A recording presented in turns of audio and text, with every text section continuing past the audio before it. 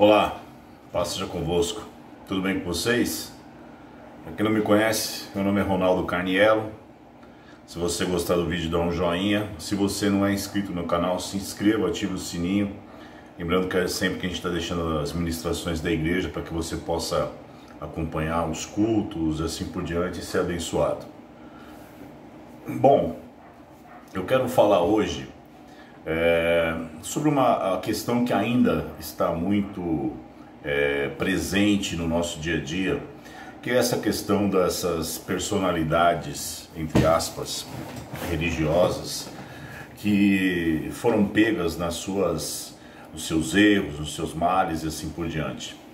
Bom, nós temos uma tendência de nos acharmos melhores ou superiores do que A, B ou C, em função de eventualmente não cometermos os mesmos pecados que eles ou não sermos expostos como eles foram. Mas a verdade é que diante de Deus não existe pecado grande nem pecado pequeno. Como a gente brinca, não existe pecadinho, pecadão. E o fato de eventualmente eu não cometer os mesmos atos que essas pessoas não muda o fato de eu ser um pecador. E de que a minha justiça não me justifica diante de Deus. Porque a palavra de Deus diz que as nossas justiças, elas são como imundícia diante do Senhor. Então a nossa justiça, ela é baseada na justificação que Cristo exerceu sobre nós. Ou seja, Ele morreu em nosso lugar para que Ele, através disso, cumprisse a justiça de Deus, cancelasse o escrito de dívida que havia contra nós, as ordenanças, e assim a gente pudesse, através da sua morte e crendo no Senhor Jesus, ser justificado e nos tornarmos justos, mas não baseado no que somos. Agora, por outro lado, o fato de nós sermos justificados por Cristo gera em nós uma regeneração através do Espírito de Deus. Então, nós não vivemos mais na prática do pecado. Nós pecamos, mas não vivemos mais. Por isso que tem um texto que está em Hebreus capítulo 10, que diz assim: porque se vivermos deliberadamente em pecado, depois de termos recebido o pleno conhecimento da verdade, já não resta sacrifícios pelo pecado. Pelo contrário, certa expectação horrível de juízo e fogo vingador, prestes a consumir os adversários. Esses dias um amigo meu, Sérgio, perguntou assim: Ronaldo, se você fosse um familiar do pastor Anderson, você perdoaria a Flor de Lis? E eu respondi para ele com outras colocações. E conta-se uma história de que uma missionária, ela foi pregar em um determinado lugar, e na fila de oração, ela fez um apelo, numa fila de oração, vinha naquela fila de oração o carrasco, né, porque ela era de família judia, e vinha ali o carrasco que matou toda a sua família e também gerou muitas dores sobre ela. E quando aquele homem chega diante dela, ele fala: ora, você lembra de mim? Ela fala para ele. E ele fala assim: não lembro. E ela diz: lembra de tal campo de concentração? Logo ele abaixa a cabeça e se entristece. Ela fala: pois é, você matou toda a minha família, mas eu te perdoo. Pouco tempo atrás, houve uma questão de um assassinato em Goiânia, numa escola evangélica, que um jovem entrou com uma arma e matou outros 2 jovens. E uma das mães daqueles jovens procurou o assassino do seu filho e abraçou ele e diz assim: eu te perdoo. Eu poderia contar tantas outras histórias, mas isso prova o seguinte: primeiro, quando nós perdoamos, quem é liberto somos nós. Nós nos libertamos. E o perdão, ele é uma coisa divina, não é humana. O perdão não é humano, o perdão é divino. Então a grande questão em relação à Flor de Lis não é se nós perdoamos ou não.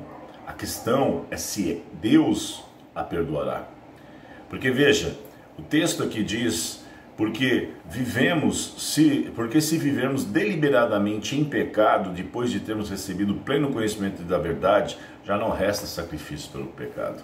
Ou seja, a consciência de pecado e o amor e a gratidão ao Senhor, ele faz com que a gente se coloque diante dele, se renda ao Espírito Santo e permita essa regeneração em nós, e obviamente nós não vivemos mais em prática de pecado.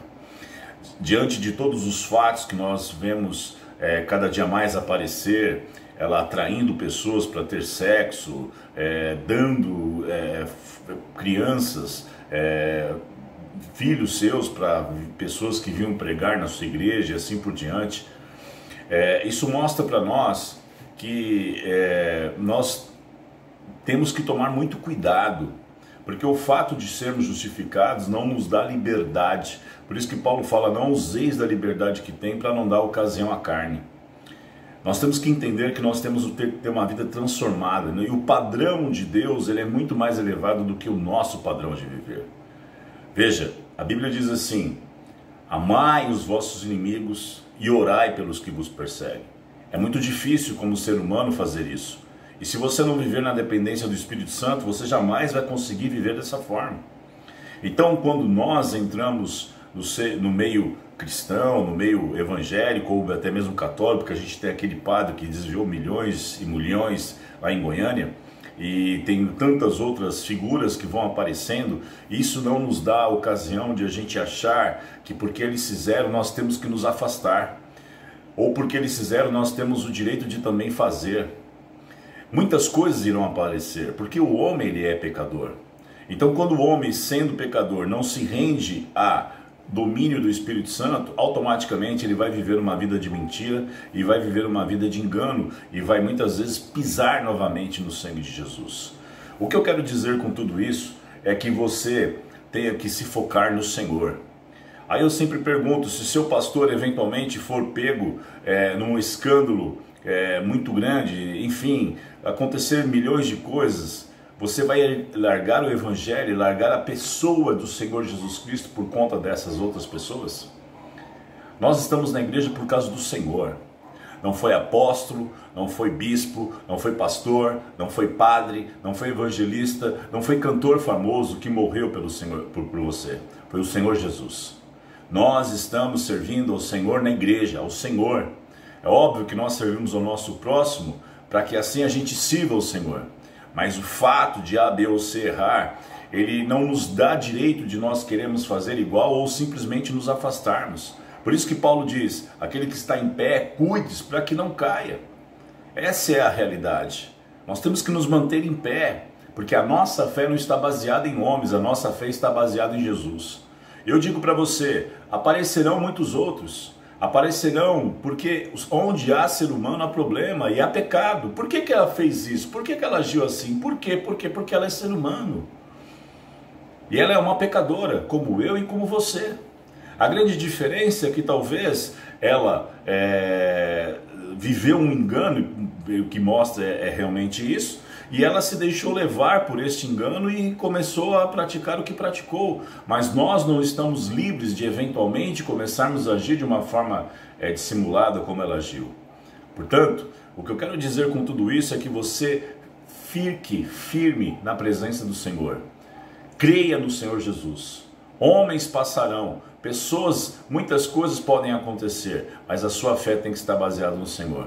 E estando baseado no Senhor, viva uma vida de dependência total e integral do Espírito Santo. Por isso Cristo disse assim: sem mim nada podeis fazer. Portanto, fique firme, fique em pé. Não importa o que acontecer à sua volta, você tem que ser uma coluna onde você está. Deus abençoe vocês.